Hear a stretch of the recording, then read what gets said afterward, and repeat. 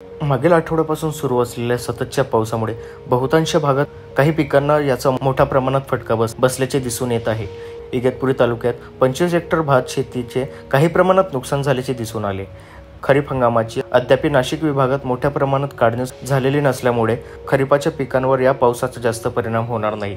अजून 15 ते 20 दिवस सोयाबीन पीक काढण्याला वेळ आहे, तर मक्का पीक काढण्यासाठी देखील अजून थोडे दिवस असल्यामुळे या पावसाचा परिणाम या पिकांवर काही प्रमाणात जाणवेल, असे नाशिक कृषी विभागाकडून सांगण्यात आले आहे. तसेच पावसामुळे भात शेती आणि नागलीवर अनेक ठिकाणी मोठ्या प्रमाणात कीड पडत आहे. तरी शेतकऱ्यांचे अद्याप जास्त नुकसान नको यासाठी उपविभागीय कृषी अधिकारी अभिजित खुमरे यांनी मार्गदर्शन करत कुठली कीड पडल्यास कुठले औषध फवारणी करावे असे सांगितले आहे. भात आणि नागली हे दोन पिके मोठ्या प्रमाणात होते. सर्वसाधारणपणे भाताचं जे क्षेत्र आहे ते उपविभागामध्ये 4 तालुक्यांमध्ये 56,000 हेक्टर आहे. आज रोजी आपल्याकडे भात लागवड 63,000 हेक्टर झालेलं आहे. त्यानंतर दुसरं जे क्षेत्र आहे नागलीचं आहे. नागली आपल्याकडे सर्वसाधारण क्षेत्र आहे जे 11,000 हेक्टर आहे. त्यापैकी 10,000 हेक्टरचं लागवड झालेलं आहे.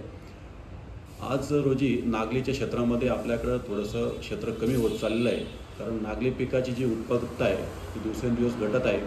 तसेच आता जो काही सध्या पाऊस होत आहे, या पावसाच्या अवस्थेमध्ये भात पिकावरती जे काही रोग आणि कीड येते महत्त्वाचे, त्याबद्दल महत्त्वाचा जो काही रोग आहे आता सध्या आपल्या इगतपुरी, त्र्यंबक, पेठ आणि नाशिकचा काही भाताचा जो भाग आहे त्यामध्ये भात पिकावरती पर्णकरपा नावाचा रोग येत आहे. तो पर्णकरपा राग ओळखायचा असेल तो शेंड्यापासून तो देठाकडे असा पांढरे अर्ध गोल आकार ठिपके येतात आणि त्याचं जर तुम्ही वेळेत जर नियंत्रण केलं, त्यासाठी तुम्हाला जर फवारणी करायची असेल तर पहिली फवारणी करताना तुम्ही कार्बनडिझम जी काय असते, कार्बनडिझम एक बुरशीनाशक आहे, ते तुम्ही 25 ग्रॅम 10 लिटर पाण्यात अधिक 10 मिली स्टिकर अशी एक फवारणी घ्यावी. किंवा हेक्झाकोनाझोल नावाचे एक बुरशीनाशक असते, ते 10 मिली 10 लिटर पाण्यात परत 10 मिली स्टिकर हे घेऊन फवारणी केल्यानंतर नियंत्रण चांगल्या प्रकारे मिळते. तसेच जर तुमचे दिसताच तुम्हाला प्राथमिक स्वरूपात हा रोग दिसताच फवारणी करून नियंत्रण आले नाही, तर पुन्हा एक फवारणी 10 ते 12 दिवसांनी फवारणी घ्यावे, जेणेकरून तो रोग वेळेवर नियंत्रण होईल. जर हा रोग नियंत्रण झाला नाही तर तुमच्या ज्यावेळेस दाणे भरण्याची लोंब्यांमध्ये दाणे भरतात, दाणे भरण्याच्या वेळेस त्या दाण्यांवरती करपा येतो आणि जी काही झाडाची दाणे भरण्याचे वजन आहे ते वजनात घट होते. त्यानंतर ह्या वातावरणामध्ये पावसाच्या वातावरणात आणखी एक रोग येतो कडा करपा. हा जसा शेंड्याकडून जो करपा येतो तो कडा करपा हा कडा पूर्ण करपून जातात. करपल्यामुळे पूर्ण तुमच्या लगेच लक्षात येतं की कडा करपा हा जीवाणूजन्य रोग आहे. तर जीवाणूजन्य रोगाचं नियंत्रण करायचं असेल तर कॉपर ऑक्सिक्लोराइड 25 ग्रॅम अधिक स्टेप्टोसायक्लिन 2.5 ग्रॅम अधिक 10 मिली स्टिकर असं 10 लिटर पाण्यात घेऊन त्याची फवारणी करावी. फवारणी केल्यास हा रोग नियंत्रण येतो. रोग नियंत्रण नाही आला तर आणखी 10 दिवसाने याची पुन्हा फवारणी करावी, जेणेकरून आपण वेळेत ह्या रोगांचं नियंत्रण करू शकतो. त्यानंतर भातावरती एक महत्त्वाची जी कीड आहे खोडकिडा हा अत्यंत म्हणजे सुरुवातीपासून भात लागवडीपासून तर भाताच्या काढणीपर्यंत या किडीचे आपल्याकडे मोठ्या प्रमाणात प्रादुर्भाव असतो. तर ह्यासाठी आपण प्रथम खोडकिड्याच्या नियंत्रणासाठी लागवडीपूर्वीच त्यासाठी आपण नियंत्रण गेलं पाहिजे. परंतु आज रोजी हा पावसाच्या वातावरणामध्ये खोडकिड्याचे थोडासा प्रादुर्भाव इगतपुरी तालुक्यात आढळून आलेला आहे.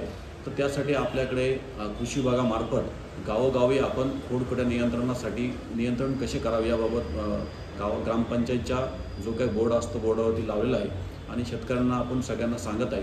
त्यासाठी खोडकिड्या नियंत्रण करायचं असेल तर आपणास पहिले खोडकिड्याच्या नियंत्रणासाठी फिप्रोनिल नावाचे कीटकनाशक आहे, ते 20 मिली 10 लिटर पाण्यात अधिक स्टिकर घेऊन फवारणी करावी.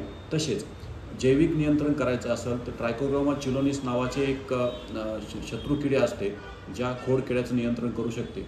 त्याचेसुद्धा आपण ज्या भात पिकामध्ये सोडले तर नियंत्रण होते. खोडकिड्या जर नियंत्रण झाला नाही तर अत्यंत मोठे संकट म्हणजे भात पिकाच्या लोंब्यांना दाणे भरतच नाही, ते भाताचा जो लोंब्या असतात त्या पांढऱ्या पडून जातात आणि उत्पादनात साधारणतः 20 ते 25 घट होते. तरी शेतकरी बांधवांना विनंती आहे की साधारणतः आपल्याकडे या पावसाच्या वातावरणामुळे या शेंडा कडा करपा आणि खोडकिड्याचे व्यवस्थित कृषी विभागाच्या शास्त्रज्ञाच्या मार्गदर्शनाखाली करावे ही विनंती करतो. या निविष्ठा ज्या खोडकिडा, कडा करपा या रोगांसाठी आणि किडींसाठी नियंत्रण करण्यासाठी आपल्याला निविष्ठांची मागणी करायची असेल तर आपण तालुका कृषी अधिकारी तालुका कृषी अधिकारी कार्यालयाकडे त्याची मागणी नोंदावी, म्हणजे आपल्याला 50% अनुदानावरती औषध आणि कीडनाशके आणि बुरशीनाशके मिळतील. धन्यवाद.